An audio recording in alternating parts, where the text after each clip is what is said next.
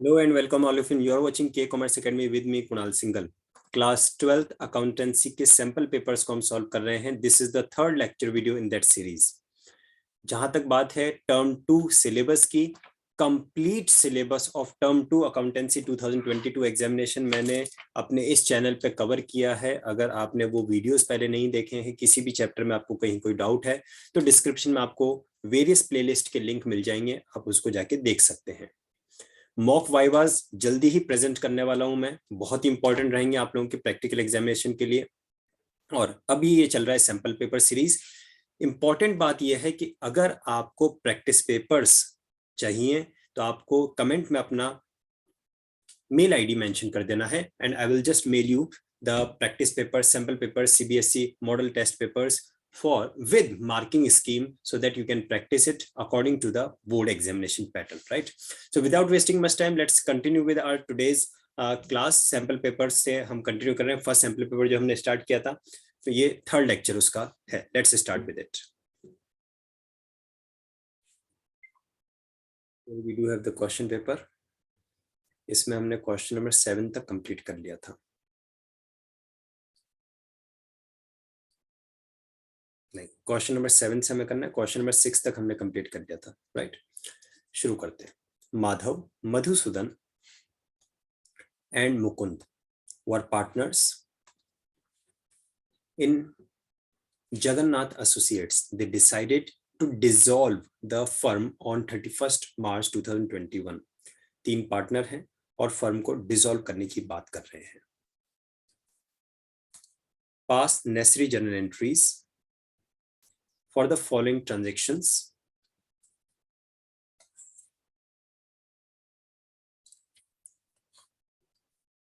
After various assets other than cash and third party liabilities have been transferred to realization account. देखिए, जब कभी भी dissolution of partner का question हमें मिलता है, डिसोल्यूशन की सिचुएशन होती है, सबसे पहला हमारा काम क्या होता है, जितने भी एसेट्स हैं उनको रियलाइजेशन अकाउंट में ट्रांसफर कर दिया जाए, जितने भी लाइबिलिटीज हैं उनको रियलाइजेशन अकाउंट में ट्रांसफर कर दिया जाए, जो कैश है उसे कैश अकाउंट में ट्रांसफर कर दिया जाए, और उसके बाद में जैसे जैसे एडिशन इन्फॉर्मेशन में लिखा हो उसके अकॉर्डिंगली हम एसेट्स को रियलाइज करते जाएं और लाइबिलिटीज का पेमेंट करते जाएं.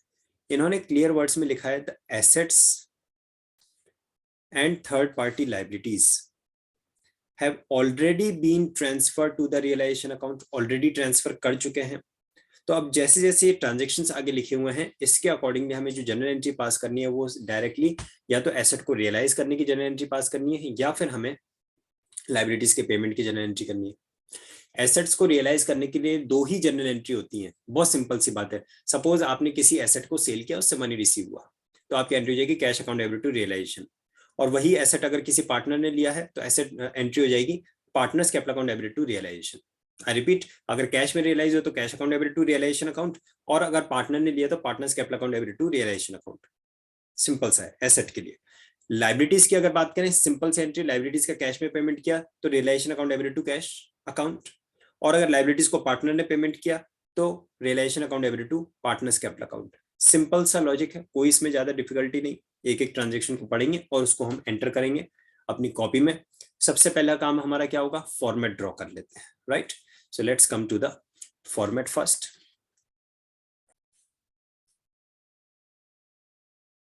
Date is 10th of March 2022. पता काफी एक एम्बिग्विटी चल रहा है कि क्या हमारे अकाउंटेंसी प्रैक्टिकल में रिटन पेपर होगा या नहीं होगा. इसके कंसर्न में कल मैं आप लोगों के लिए एक वीडियो लेके आ रहा हूँ. मोस्ट इंपॉर्टेंट इंफॉर्मेशन है. सीबीएसई से डायरेक्टली मेरी बात हुई है और क्लैरिटी कंप्लीट आपको सामने मिलेगी. बोर्ड की जो वेबसाइट है वहां से मैं सर्कुलर शेयर करूंगा. ये complete ambiguity, teachers are also confused few of the schools कि हमें रिटन एग्जाम 6 मार्क्स का करवाना है अकाउंटेंसी प्रैक्टिकल में या नहीं. सो कल का वीडियो इसके कंसर्न में आएगा कंप्लीट डिटेल्स के साथ में, आप लोग उसे जरूर से देखें. और अभी हम ड्रॉ कर लेते हैं क्या जर्नल का फॉर्मेट. फॉर्मेट के 25% मार्क्स होते हैं. सो इस बात को ध्यान रखें कि हमें फॉर्मेट जरूर से ड्रॉ करना है. किसी भी कंडीशन में आप फॉर्मेट अवॉइड ना करें, बिकॉज फॉर्मेट को अगर आप अवॉइड करते हैं तो सही क्वेश्चन करने के बावजूद भी आपको फुल मार्क्स नहीं मिल पाएंगे. So do remember that we need to draw a format and a proper format. Scale and pencil का यूज करके आपको फॉर्मेट ड्रॉ करना चाहिए. I personally believe, right?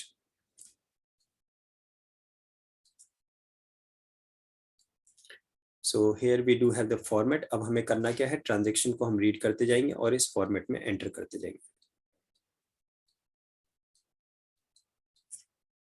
Question ने क्योंकि हमसे जर्नल एंट्रीज डिमांड की, इसलिए हम जर्नल एंट्रीज कर रहे हैं. अगर क्वेश्चन ने हमसे रियलाइजेशन अकाउंट और पार्टनर्स कैपिटल अकाउंट डिमांड किया होता तो हम उसके अकॉर्डिंगली करते हैं.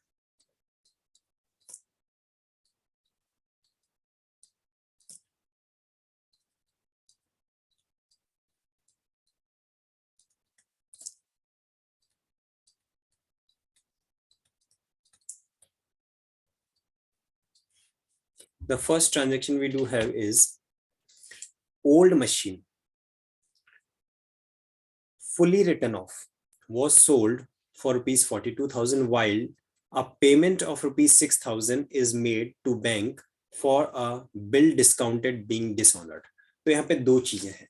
एक तो एसेट रियलाइज हुआ है, unrecorded asset fully written off the unrecorded asset realise हुआ है, और दूसरा एक डिसऑनर बिल का पेमेंट हुआ है. एक लाइबिलिटी का पेमेंट है, एक एसेट रियलाइज हुआ है. तो दो एंट्री करना और दोनों की ही हमने कैश में इनको हमने रियलाइज किया है, right. This is also while payment of rupees 6,000 is made to a bank for a bill discounted, right. और जो मशीन है वो भी हमने सेल किया. तो इसकी एंट्रीज हम करेंगे अपने बुक्स में. तो सबसे पहली एंट्री तो हमारी हो जाएगी जो मशीन रियलाइज की उसके लिए, bank account debited to realisation account. में फिर से आपको बता दूं स्टूडेंट्स, चाहे आपने रिकॉर्डेड एसेट को रियलाइज किया या अनरिकॉर्डेड एसेट को रियलाइज किया, जर्नल एंट्री सेम रहेगी. जर्नल एंट्री में कब चेंज आएगा, अगर यही एसेट आपने कैश के बजाय पार्टनर ने उसे ले लिया, तब एंट्री हो जाएगी partners capital account debited to realisation account. Otherwise आप चाहे रिकॉर्डेड एसेट को रियलाइज करें या अनरिकॉर्डेड एसेट को रियलाइज करें, एंट्री में कोई चेंज नहीं रहेगा, सेम एंट्री होगी. बैंक अकाउंट डेबिटेड और cash account debited to realisation account being machine realised in cash. Realised का मीनिंग क्या होता है, रियलाइज्ड का मीनिंग होता है कि हमने किसी एसेट को सेल करके उससे मनी रिसीव कर लिया. और एक लाइबिलिटी का आपने पेमेंट किया, डिस्काउंटेड बिल डिसऑनर हुआ था उसका, तो वो हो जाएगी आपकी एंट्री यहाँ पे realisation account debited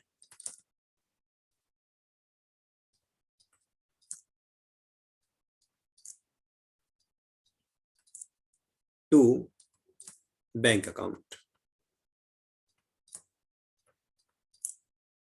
being dishonored bill of exchange paid.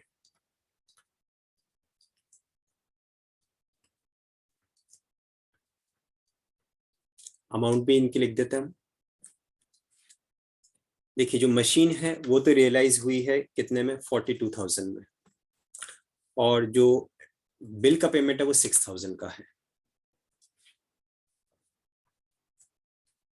42,000 machinery के एंड 6,000 हम लेंगे बिल के. किसी तरह का कोई कंफ्यूजन, कोई डाउट लगता है तो चैट में जरूर से आप लिखिए, मेंशन कीजिए. कोई भी डाउट है तो बिल्कुल पूछे. Feel free to ask any sort of doubt, any query, whatever arise to your mind.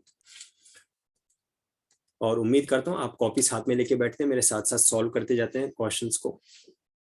Madhusudan accepted an unrecorded asset at of rupees 80,000 at rupees 75,000. तो कितने का था उसे कंसीडर नहीं करना है, कितने में रिकग्नाइज हुआ वो कंसीडर करना है. And the balance through cheque, और बाकी का, हाँ यहाँ बैलेंस वर्ड आ गया इसलिए अब हम देखेंगे बैलेंस कितना बचता है. तो 10,000 रुपीज का बैलेंस बच रहा है through cheque against the payment of his loan to the firm of rupees 1 lakh. तो ये यहाँ पे सिचुएशन क्या बन रही है आपकी, पार्टनर है मधुसूदन, इसने फर्म को लोन दे रखा था 1 लाख रुपीस का, और उस 1 लाख रुपीस के लोन के यू कैन से अगेंस्ट उसने 75,000 का तो एक एसेट एक्सेप्ट कर लिया, और रिमेनिंग का बचा कितना, रिमेनिंग बचा अमाउंट 25,000। तो रिमेनिंग 25,000 उसने एक चेक से यानी कि बैंक के थ्रू मनी रिसीव किया है। दो चीजें हो गई। पहली बात तो अगर मधुसूदन को हम लोन का पेमेंट करेंगे तो जनरल एंट्री क्या होनी चाहिए, जनरल एंट्री होनी चाहिए Madhusudan loan account debited to bank account. लेकिन हमने पूरा का पूरा अमाउंट चेक से पेमेंट नहीं किया है, हमने 75,000 का एसेट दिया है, रिमेनिंग अमाउंट हमने जो है वो चेक से पेमेंट किया है। तो देखिए एंट्री क्या हो जाएगी, मधुसूदन का लोन कितने का है, मधुसूदन का लोन है 1 लाख रुपीस का।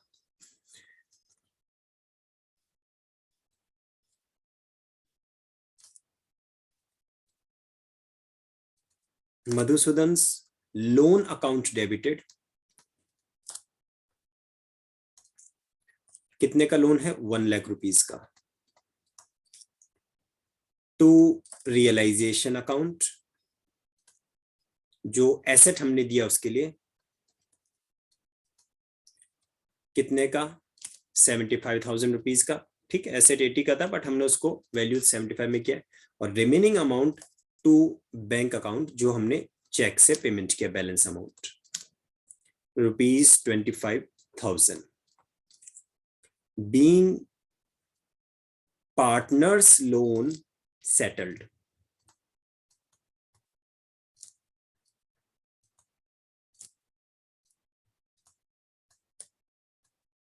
क्लियर।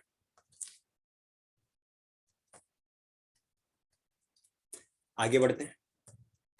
नेक्स्ट हमारे पास में ट्रांजैक्शन है stock of book value ₹30,000 was taken by Madhav, partner ने लिया, मधुसूदन एंड मुकुंद तीनों पार्टनर ने in their profit sharing ratio.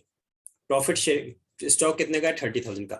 Profit sharing ratio partners का कितना है, देखें कि क्या क्वेश्चन में प्रॉफिट शेयरिंग रेशियो गिवन है। तो हमें क्वेश्चन में लिखा है Madhav Madhusudan and Mukund were partners in Jagannath associates, they decide to dissolve the firm on 31st March 2021. Question is silent about the profit sharing ratio, और जब क्वेश्चन में प्रॉफिट शेयरिंग रेशियो गिवन नहीं होता है तो हम according to the provisions of partnership act 1932 ये assume करके चलते हैं that is all the partners were the equal partners, right. तो इसके अकॉर्डिंगली हमें क्या करना है, ये जो स्टॉक है 30,000 का, ये तीनों पार्टनर मिलके ले लेंगे उनके प्रॉफिट शेयरिंग रेशियो यानी कि इक्वल अमाउंट में। तो ये एंट्री बन जाएगी आपकी Madhav capital account debited, Madhusudan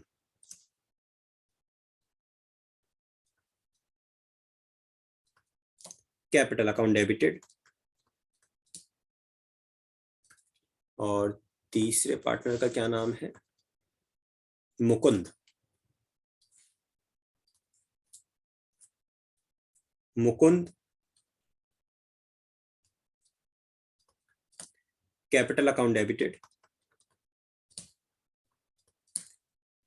to realisation account.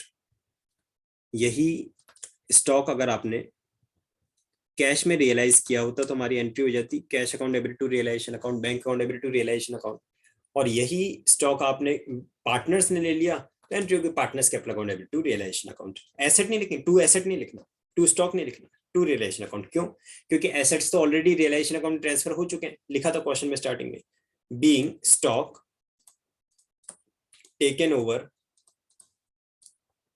Bye partners.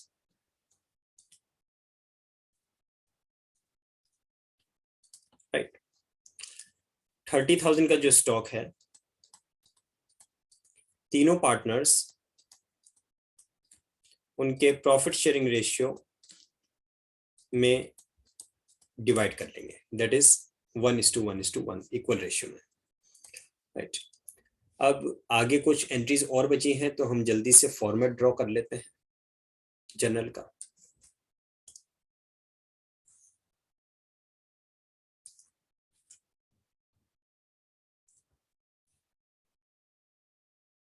कई बार मैंने देखा है बच्चे फॉर्मेट स्किप कर देते हैं और उनके मार्क्स कट जाते हैं, तो please do remember that we have to draw the format compulsorily. Pencil और स्केल का यूज करें फॉर्मेट ड्रॉ करने के लिए, जिससे कि मार्क्स कटने की कहीं कोई गुंजाइश ना बचे। या फिर फॉर्मेट ड्रॉ करते हैं तो लेबलिंग नहीं करते हैं, तो लेबलिंग भी जरूरी है।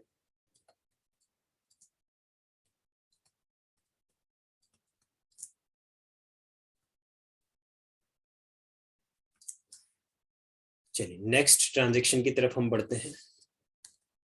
नेक्स्ट ट्रांजैक्शन हमें दे रखा है, the firm had paid realisation expenses amounting to rupees 5,000 on behalf of Mukund.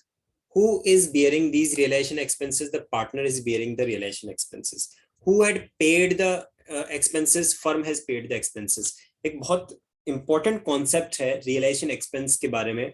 अगर आपको डिसोल्यूशन के टाइम के जो डिसोल्यूशन एक्सपेंसेस है, रियलाइजेशन एक्सपेंसेस है, उनका प्रॉपर आपको क्लियरिटी नहीं है और किसी तरह कंफ्यूजन को डाउट अगर माइंड में है कि कौन सी सिचुएशन में कैसे पेमेंट करते हैं, लाइक एक सिचुएशन होती है फर्म के एक्सपेंस से फर्म पेमेंट करेगी, दूसरे है पार्टनर के एक्सपेंस से पार्टनर पेमेंट करेगा, तीसरा है फर्म के एक्सपेंस से पार्टनर पेमेंट करेगा, चौथा है पार्टनर के एक्सपेंसेस से फर्म पेमेंट करेगी। ये यहाँ पे सिचुएशन हो गई, पार्टनर के एक्सपेंसेस थे ऑन बिहाफ ऑफ मुकुंद, तो पार्टनर के एक्सपेंसेस थे, पेमेंट किया फर्म ने।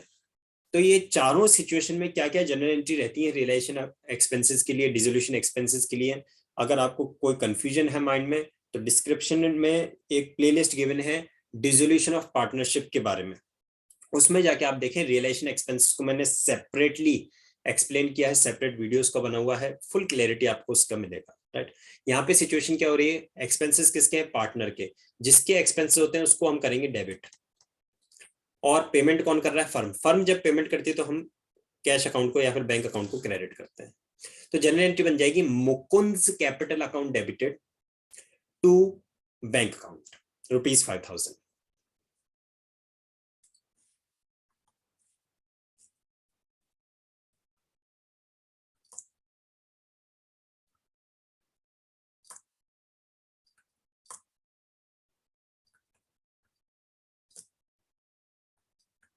इन केस ये फर्म के एक्सपेंसेस होते तो हमारी एंट्री होती realisation account debited to cash account, लेकिन क्योंकि पार्टनर के बिहाफ पे पेमेंट किया गया तो एंट्री हो गई Mukund's capital account debited to bank account. Being realisation expenses paid. Narration लिखना जरूर है, हाँ शॉर्ट में लिख दें वो चलेगा, जरूरी नहीं 6 लाइन का बड़ा नरेशन आप लिखें, शॉर्ट में लिख दें वो चलेगा। रुपीज 6,000 और 5,000, I think 5,000, rupees 5,000।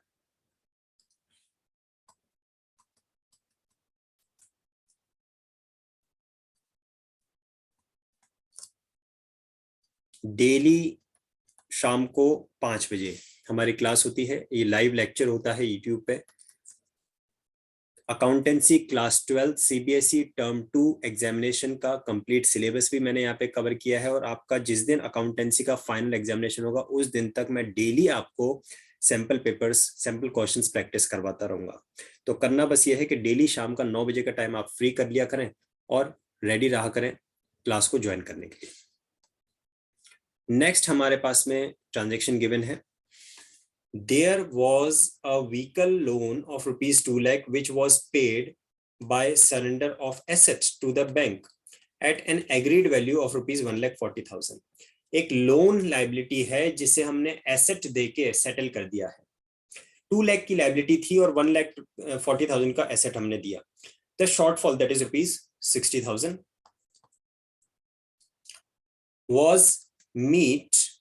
was met from firms bank account. जो शॉर्टफॉल था, है ना, जो कमी थी 60,000 की, that has been met through bank account. हमेशा याद रखिए जब किसी लायबिलिटी का सेटलमेंट एसेट को देके होता है तो हमें कोई एंट्री उसके लिए पास करने की जरूरत नहीं है। जब कभी भी किसी एसेट का सेटलमेंट जब किसी लायबिलिटी का सेटलमेंट हम करते हैं एसेट देके, तो हम कोई एंट्री उसके लिए नहीं करते, नो एंट्री इज रिक्वायर्ड। लेकिन रिमेनिंग अमाउंट जो था उसके लिए हम क्या कर रहे हैं, उसके लिए हम कैश में पेमेंट कर रहे हैं, चेक देके बैंक अकाउंट से पेमेंट कर रहे हैं, तो इसकी एंट्री होगी। अच्छा, एंट्री किस बात की, क्या पेमेंट कर रहे हैं आप, बैंक लोन का पेमेंट कर रहे हैं, तो आउटसाइड लायबिलिटी है जिसको आप रियलाइजेशन अकाउंट में ट्रांसफर कर चुके हैं। तो इसकी जनरल एंट्री क्या हो जाएगी, its entry will be realization account debited.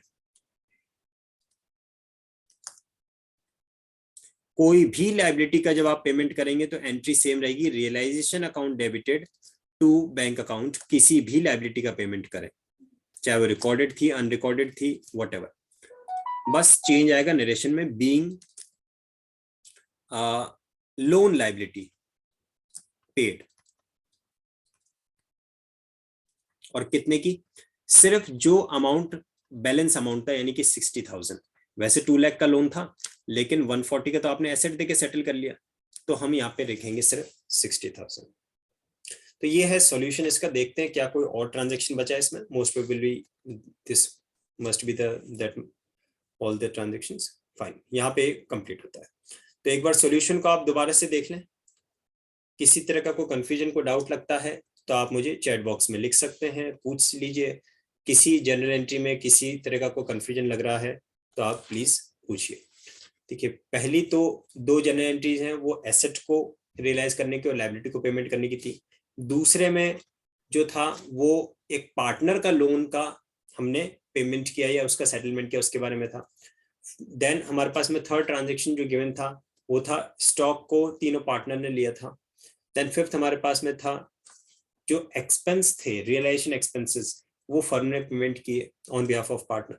और लास्ट हमारे पास में था कि एक लोन लायबिलिटी थी, एक आउटसाइड लायबिलिटी थी, जिसका हमने सेटलमेंट किया, कुछ तो एसेट देके और बाकी का चेक से पेमेंट करके। तो ये हमने उसकी जनरल एंट्रीज पास की। कोई कंफ्यूजन लगे तो आप मुझे चैट बॉक्स में पूछ सकते हैं। नेक्स्ट क्वेश्चन की तरफ मैं बढ़ रहा हूँ। Jini and Mini were partners in a partnership sharing profits and losses in the ratio of 5:2:2। तो यहाँ पे 3 पार्टनर्स हैं, जिनी, बिनी एंड मिनी, और ये उनका प्रॉफिट शेयरिंग रेशियो है। Their balance sheet as at 31 March 2021 was as follows, जो कि बैलेंस शीट आपको गिवन है यहाँ पे। और इस बैलेंस शीट में जो भी आइटम्स गिवन है, राइट, इसके बाद में फर्दर क्या लिखा है, ऑन 31 मार्च 2021 जिनी रिटायर्ड। एक पार्टनर का रिटायरमेंट हुआ है। From the firm all the partners agreed to revalue the assets and liabilities on the following basis। तो bad debts एक revaluation की आइटम है। Partners decide to write off the existing goodwill, वो हम वैसे भी करते हैं। देन आपका एडजस्टमेंट में गुडविल आपको गिवन है, that is goodwill of the firm was valued at ₹54,000। तो जो रिटायरिंग पार्टनर है उसे हम उसका शेयर ऑफ गुडविल देंगे एडजस्टमेंट पास करके। एडजस्टमेंट क्या होती है, gaining partners capital account debit to sacrificing partners capital account. और गेनिंग पार्टनर्स और सैक्रिफाइसिंग पार्टनर कौन है, उसके लिए हमें ये new profit sharing ratio given है, तो इसके बेसिस पर हम कैलकुलेट करेंगे। The assets and liabilities valued at these values, तो ये रिवैल्यूएशन अकाउंट से रिलेटेड इंफॉर्मेशन है। Liability of 23,000 is to be created on account of claim for workman compensation. तो वर्कमैन कंपनसेशन रिजर्व आपको बैलेंस शीट में given है और उसकी लायबिलिटी भी अराइज हो रही है, तो उसके अकॉर्डिंगली हम उसको ट्रीट करेंगे। अभी तक क्वेश्चन ये मेंशन नहीं किया कि हमें इसमें क्या जनरल एंट्रीज पास करनी है या फिर हमें रिवैल्यूएशन अकाउंट और पार्टनर्स कैपिटल अकाउंट बनाना है, right. There was an unrecorded investment to in shares of ₹25,000। It was decided to pay off Ginny by paying the unrecorded investment in full settlement of her part payment of ₹28,000। तो एक 25,000 rupees का investment था, वो 28,000 rupees के settlement के लिए हम दे रहे हैं। इसका मतलब सीधा सीधा 3,000 रुपीज का हमने इन्वेस्टमेंट की वैल्यू को भी क्या किया है, इंक्रीज किया है। और फिर ये इन्वेस्टमेंट भी कैसा था, अनरिकॉर्डेड था, तो इसको भी रिकॉर्ड करना है मैं अपने बुक्स में, right. Then and remaining amount after 2 months, remaining काम है उसके लोन में ट्रांसफर कर देना है। Prepare revaluation account and partners capital account as on 31 March 2021। Balance sheet demand नहीं की गई है, रिवैल्यूएशन अकाउंट और पार्टनर्स कैपिटल अकाउंट हमसे डिमांड किया गया है। जो क्वेश्चन में इंफॉर्मेशन गिवन है, मैं उस इंफॉर्मेशन को पहले नोट डाउन कर लेता हूँ कुछ थोड़ा सा, जिससे कि हमें आइडिया लग जाएगा कि इस क्वेश्चन को स्टेप बाय स्टेप हमें कैसे सॉल्व करना है। 3 पार्टनर्स हैं, जिनी, बिनी एंड मिनी, राइट। और इन तीनों में से सबसे पहला वाला जो पार्टनर है 5:2:2, तो 5/9 उसका रिटायरमेंट हुआ है, जिनी, बिनी एंड मिनी। क्वेश्चन नंबर हमारा ये 6 ही है। Question number 6, Jini, Binny and mini 5:2:2, right. और इसमें से जो फर्स्ट पार्टनर है उसका रिटायरमेंट हो गया है, यानी कि जिसका 5/9 शेयर ऑफ प्रॉफिट है उसका रिटायरमेंट हो। ये तो ओल्ड प्रॉफिट शेयरिंग रेशियो है। क्वेश्चन में हमें न्यू प्रॉफिट शेयरिंग रेशियो के बारे में भी इंफॉर्मेशन है। तो देखें, क्वेश्चन में हमें न्यू प्रॉफिट शेयरिंग रेशियो के लिए लिखा है पॉइंट नंबर 3 में,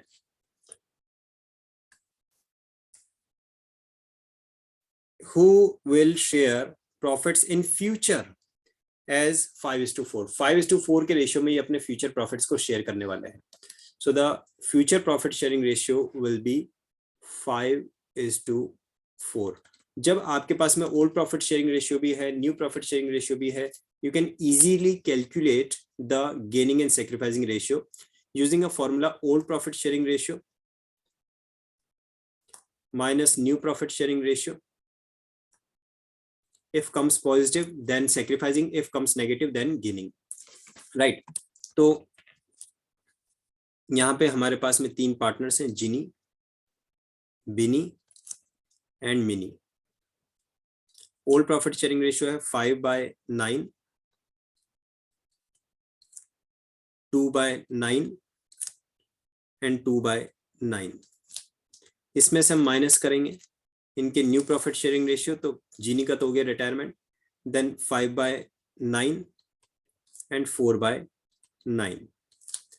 यहाँ पे हमारे पास आएगा 5/9 पॉजिटिव, जो पॉजिटिव आया वो हो जाएगा सेक्रीफाइसिंग, ये वैसे भी रिटायरिंग पार्टनर है।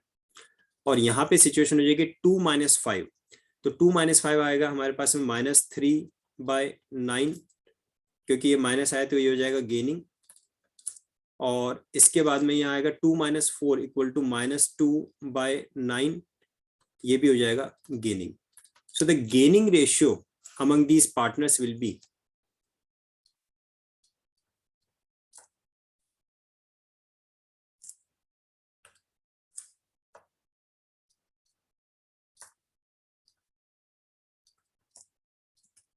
3:2। ठीक है। क्वेश्चन में हमसे रिवैल्यूएशन अकाउंट और पार्टनर्स कैपिटल अकाउंट डिमांड किया गया है, तो मैं रिवैल्यूएशन अकाउंट से शुरुआत कर रहा हूं। सबसे पहले हम रिवैल्यूएशन अकाउंट ड्रॉ कर लेते हैं। I think this much is sufficient.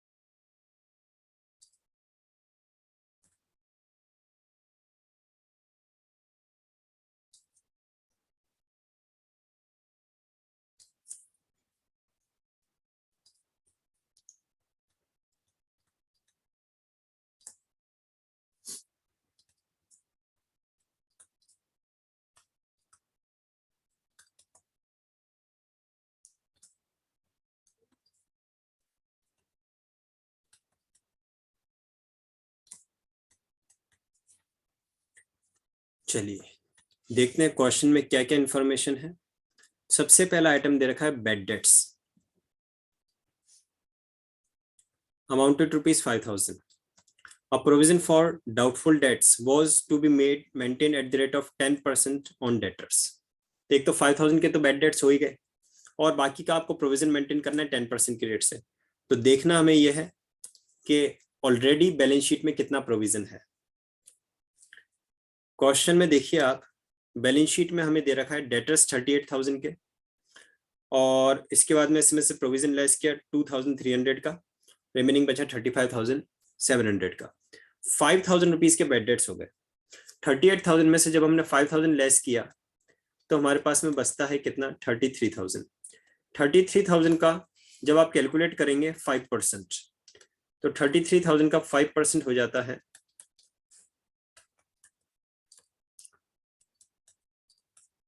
1650।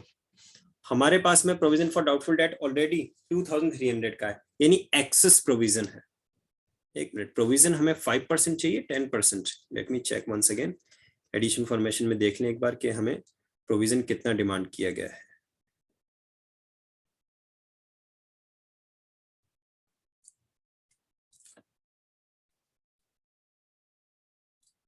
Sorry, ठीक है, तो 10% का प्रोविजन डिमांड किया जा रहा है, तो फिर तो ये 3300 हो जाएगा प्रोविजन आपका, राइट। दोबारा से एक बार बता देता हूँ, टोटल आपको 38,000 रुपीज के एसेट्स दे रखे हैं, सॉरी डेटर दे रखे हैं। 38,000 में से जब आप 5,000 रुपीज के बेड डेट्स को लेस करेंगे तो आपके पास बचता है कितना, 33,000, और इस 33,000 का 10% हमें चाहिए प्रोविजन, तो वो हो जाएगा हमारा कितना, 3,300, राइट। ये भी आएगा आपका रिवैल्यूएशन अकाउंट के डेबिट में, और इसमें से जो 2,300 ऑलरेडी हमारे पास प्रोविजन है, तो रिमेनिंग का 1,000 का एक्स्ट्रा प्रोविजन जो क्रिएट करना है, ये भी आएगा हमारा रिवैल्यूएशन अकाउंट के डेबिट में। लिख देते हैं दोनों आइटम, 2 बेड डेट्स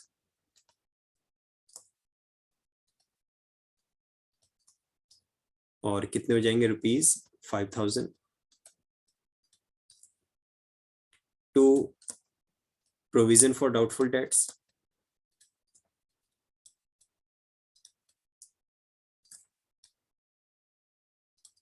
₹1,000। फर्दर हमें जो रिवैल्यूएशन से रिलेटेड आइटम दे रखी है, इंफॉर्मेशन दे रखी है, उनको देखें आपके क्या क्या है।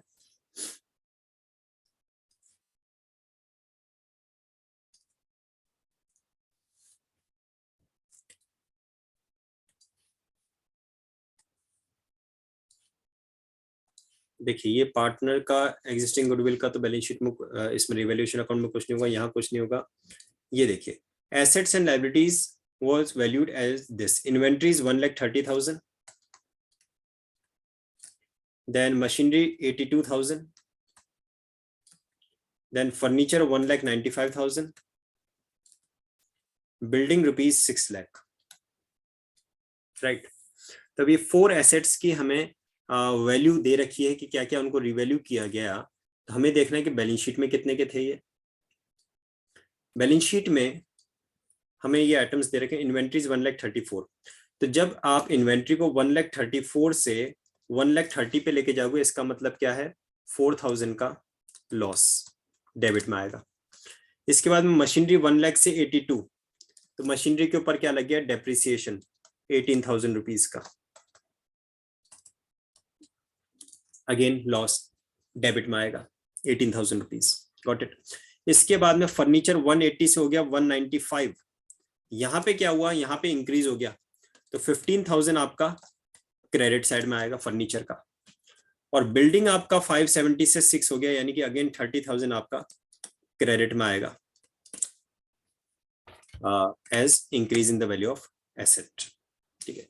4,000 और 18,000 तो आएगा आपका डेबिट में। 4,000 किस बात का है, स्टॉक का, इन्वेंट्रीज का, और 18,000 है मशीनरी का।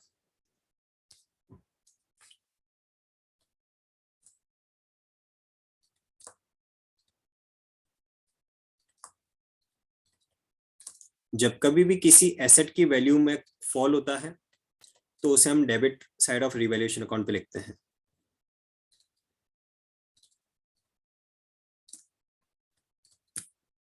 और जब कभी भी किसी एसेट की वैल्यू में इंक्रीज होता है तो उसे हम क्रेडिट साइड पे लिखते हैं।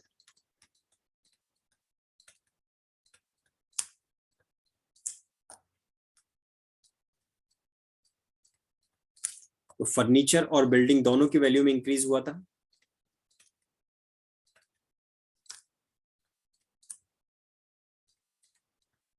ये हमने यहाँ पे लिख दिया। चलिए देखते हैं और क्या इंफॉर्मेशन दे रखी है हमें रिवैल्यूएशन से रिलेटेड।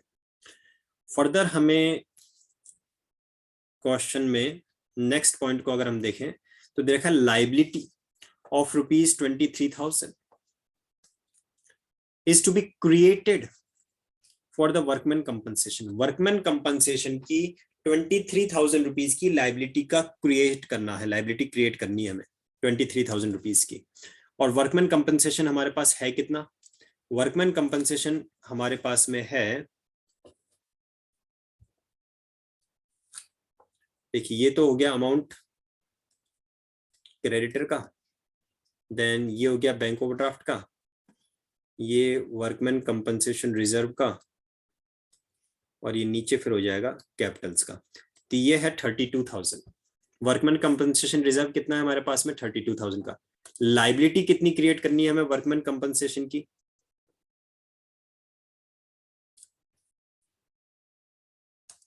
23,000। तो 32,000 रुपीज में से 23,000 की तो लाइबिलिटी क्रिएट हो जाएगी। रिमेनिंग का जो बचा हुआ 9,000 है वो तीनों पार्टनर्स में डिस्ट्रीब्यूट हो जाएगा उनके ओल्ड प्रॉफिट शेयरिंग रेशियो में, दैट इज 5:2:2। रिवैल्यूएशन अकाउंट में कब इस टॉपिक को डील किया जाता है? जब कभी भी एक्सेस लाइबिलिटी क्रिएट, अब जैसे 32,000 का आपके दे रखा है रिजर्व, रिजर्व आपको 32,000 का दे रखा है और 40,000 की लाइबिलिटी क्रिएट करनी हो, इसका मतलब क्या हो जाता है? 8,000 की एक्सेस लाइबिलिटी क्रिएट हो रही है, तो वो रिवैल्यूएशन अकाउंट में आता है फिर 8,000 एक्सेस लाइबिलिटी। लेकिन यहाँ पे तो जितना रिजर्व हमारे पास में था उससे कम लाइबिलिटी हमें क्रिएट करनी है, तो कम क्रिएट करनी है, तो रिमेनिंग का जो एक्स्ट्रा रिजर्व है वो पार्टनर्स में डिस्ट्रीब्यूट हो जाएगा उनके ओल्ड प्रॉफिट शेयरिंग रेशियो में। अब आता है एक अनरिकॉर्डेड जो इन्वेस्टमेंट था 25,000 रुपीज का, इसको हमने 28,000 में देके सेटलमेंट किया है। ये भी क्योंकि अनरिकॉर्डेड था तो पहले इसे रिकॉर्ड करेंगे तभी तो हम पार्टनर को देंगे, तो ये हमारे लिए प्रॉफिट हो जाता है 28,000 रुपीज का। इसे हम लिखेंगे कहाँ पे? पार्टनर्स कैपिटल अकाउंट के क्रेडिट में बाय इन्वेस्टमेंट अकाउंट 28,000, राइट। और अब हम देखते हैं इसमें बैलेंसिंग फिगर क्या आ रहा है। देखिए क्रेडिट साइड का हमारा जो टोटल है वो हो रहा है 3 and 1, 2 and 2 4 and 3 7, 73,000। और डेबिट का तो ऑब्वियसली कम है तो इसमें प्रॉफिट ऑन रिवैल्यूएशन आ जाएगा। कितना आता है? 73,000 में से हम लेस करेंगे 5 and 1 6 10 and 18, 28,000 5 4 45,000 आया। और ये 45,000 हम क्या कर देंगे? 45,000 को हम डिस्ट्रीब्यूट कर देंगे ऑल द 3 पार्टनर्स में उनके प्रॉफिट शेयरिंग रेशियो में, to profit transferred to Jini's capital account, और क्या क्या नाम थे इनके? Bini's capital account and Mini's capital account, ठीक है। तो जिनी का ये 5:2:2 में करना है। 45,000 डिवाइडेड बाय 9 करेंगे, 5,000 आता है, 5 5 25,000, 10,000 एंड 10,000। रिवैल्यूएशन अकाउंट में किसी तरह का कोई कंफ्यूजन, कोई डाउट है तो एक बार पूछिए।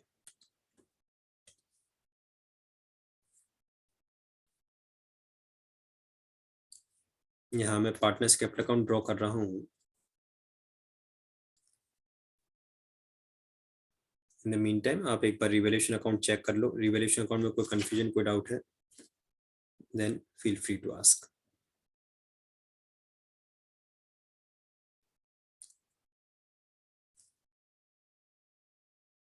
तीन कॉलम हमें चाहिए both sides of capital account, क्योंकि 3 पार्टनर्स हैं।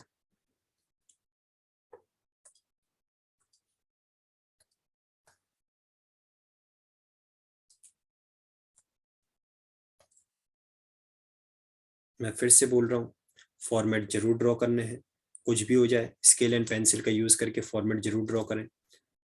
फॉर्मेट ड्रॉ नहीं करने पे अननेसेसरली करेक्ट सॉल्यूशन होते हुए भी आपको मार्क्स गंवाने पड़ सकते हैं। तो I won't suggest this kind of blunder कि भाई सिर्फ फॉर्मेट ड्रॉ करने नहीं करने के हमें 25% मार्क्स लूज करने पड़े, लाइक 6 मार्क्स का क्वेश्चन है तो हमें उसमें 4 ही मिले, ऐसा नहीं होना चाहिए, राइट। और फॉर्मेट जब ड्रॉ किया है तो उसकी लेबलिंग भी इंपॉर्टेंट है।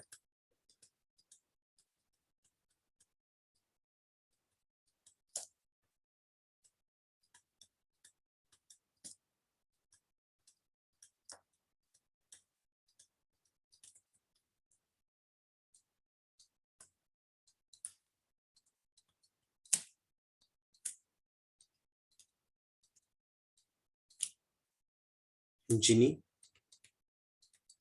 बिनी, मिनी।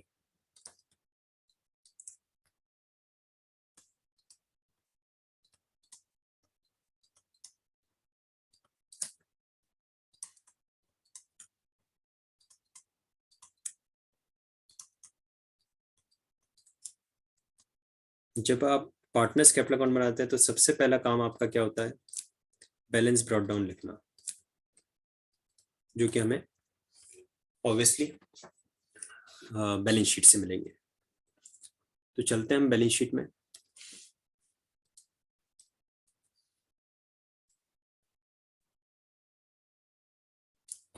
इंपॉर्टेंटली देख लीजिए कौन कौन से आइटम्स हैं जो डायरेक्टली हम ले सकते हैं। एक तो ये पार्टनर्स कैपिटल अकाउंट 463 एंड 290।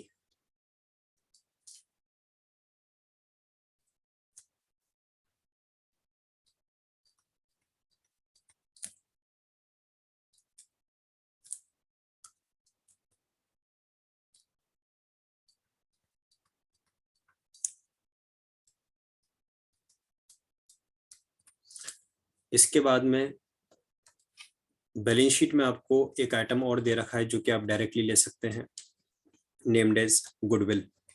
आपको पता ही है, रिकॉन्स्टिट्यूशन ऑफ पार्टनरशिप फर्म का अगर क्वेश्चन होता है और उसमें गुडविल बैलेंस शीट में गिवन है तो उसे आपको राइट ऑफ करना ही करना है। 63,000 की गुडविल है, तीनों पार्टनर्स में राइट ऑफ करना है, ओल्ड प्रॉफिट शेयरिंग रेशियो में।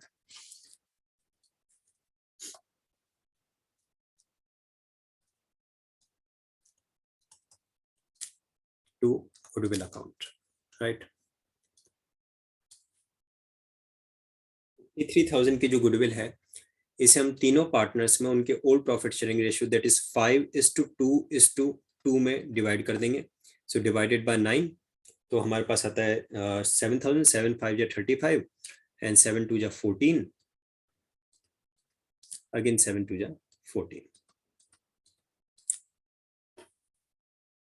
फिर जो फर्म की गुडविल की बात आ रही है या रिवैल्यूएशन का हम ट्रांसफर कर देते हैं बाय, ये जो प्रॉफिट है आपका ये यहाँ पे ट्रांसफर किया जाएगा बाय रिवैल्यूएशन अकाउंट।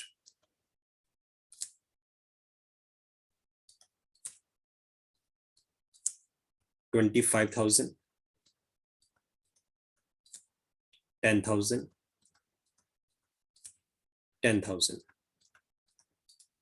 अब जो फर्म की गुडविल है वो कितनी वैल्यू की गई? 54,000 की। और क्या हम पार्टनर को पूरा पूरा देंगे? नहीं। यहाँ पे आपको दे रखा है पॉइंट नंबर 2 में, that is firms goodwill have been valued at rupees, second नहीं थर्ड पॉइंट में, goodwill of the firm is valued at rupees 54,000। ये 54,000 रुपीज में सबसे पहले हम डिसीज्ड पार्टनर का शेयर, सॉरी रिटायरिंग पार्टनर का शेयर कैलकुलेट करेंगे और उसके बाद में उनको गेनिंग एंड सैक्रिफाइसिंग रेशियो में एडजस्टमेंट एंट्री पास करेंगे। तो देखिए हमारे पास में 54,000 जो है, इस 54,000 में हम निकालेंगे 5/9, 5/9 शेयर है जो रिटायरिंग पार्टनर है उसका, और वो हम देंगे किसको? जो रिटायरिंग पार्टनर। रिटायरिंग पार्टनर कौन है? Jini is the retiring partner. whenever anything is to be given to a partner, partner's capital account is credited, तो जिनी को क्रेडिट करेंगे। और डेबिट किसका आएगा? बाय बिनीज कैपिटल अकाउंट,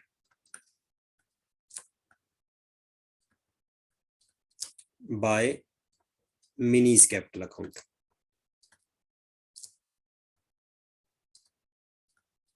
किस रेशियो में आएगा? उनके गेनिंग रेशियो दैट इज 3:2 में। कितना अमाउंट आएगा? तो देखिए 54,000 का 5/9 जब आप करते हैं तो आपके पास में आता है 30,000। 54,000 मल्टीप्लाई 5/9, तो हमारे पास आता है 30,000। और ये 30,000 को जब आप 3:2 में डिवाइड कर देंगे तो आपके पास में आ जाएगा 18,000 एंड रुपीज 12,000। ठीक है, तो 18,000 एंड 12,000। और यहाँ पे लिखेंगे टू जीनीज कैपिटल अकाउंट। भाई यहाँ पे आपने लिखा है जिन पार्टनर्स को, तो पार्टनर्स कैपिटल अकाउंट में डेबिट भी तो होगा फिर।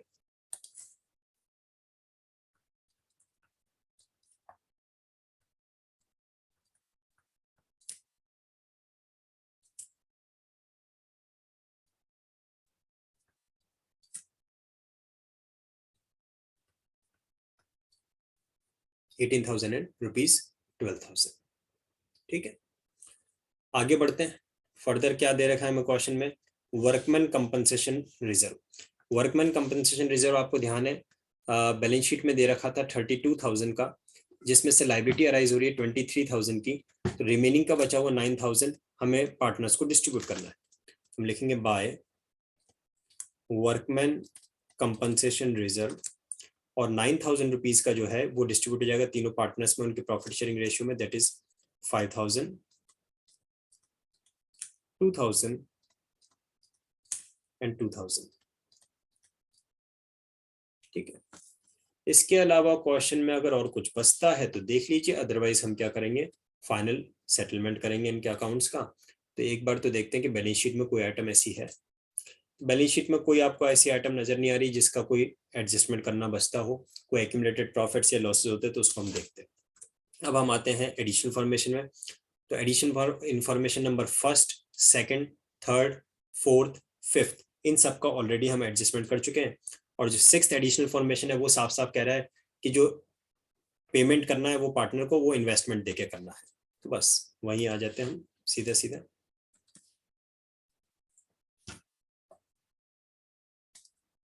टू इन्वेस्टमेंट अकाउंट,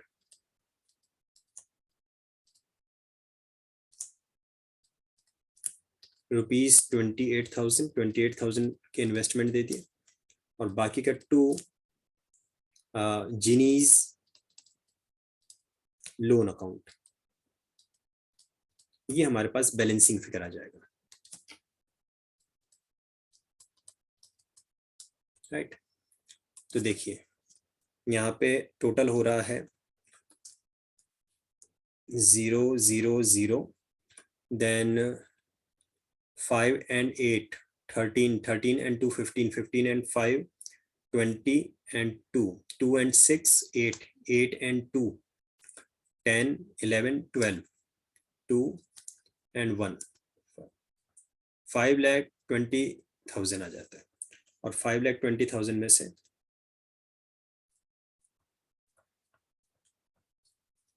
लेस किया हमने कितना,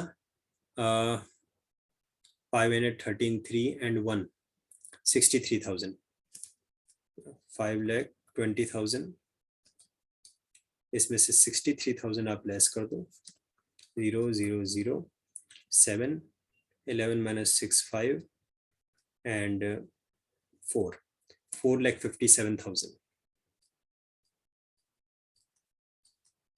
ये हो जाएगा क्या, as a loan to be paid later. Right, बाकी का बचा हुआ रिमेनिंग पार्टनर्स का वो बैलेंस कैरिड डाउन हो जाएगा, टू बैलेंस कैरिड डाउन, ये भी बैलेंसिंग फिगर आएंगे।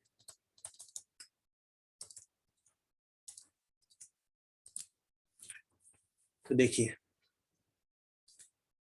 3,12,000, और 3,12,000 में से लेस कर देंगे डेबिट साइड का टोटल, 4 and 8, 12, 2 and 32,000, तो ये हमारे पास आ जाएगा 2,80,000। और यहाँ पे हमारे पास हो रहा है कितना, 3,02,000, और 3,02,000 में से हम लेस कर देंगे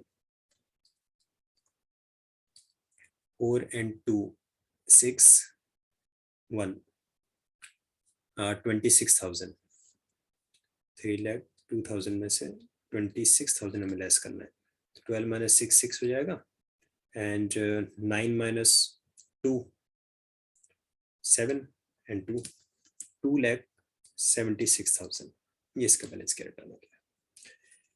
कोई कंफ्यूजन, कोई डाउट अगर लगता है तो आप पूछ लीजिए, अदरवाइज आज की क्लास को हम यहीं पे ओवर करेंगे। एक क्वेश्चन हमने देखा जो कि डिसोल्यूशन से रिलेटेड है। दूसरा क्वेश्चन हमने देखा जो कि रिटायरमेंट से रिलेटेड है। इसके आगे के क्वेश्चन हम अपनी कल की क्लास में सॉल्व करेंगे। मिलेंगे सही 9 बजे रात को। और इससे अलग मैं अकाउंटेंसी प्रैक्टिकल एग्जामिनेशंस होंगे या नहीं होंगे, होंगे तो किस तरह से होंगे, उससे रिलेटेड भी कल एक वीडियो आप लोगों के साथ शेयर करूंगा, तो उसे भी जरूर से देखें। If you are new to the channel, do subscribe it और stay tuned with K Commerce Academy for the best preparation of your class 12th accountancy. Thank you.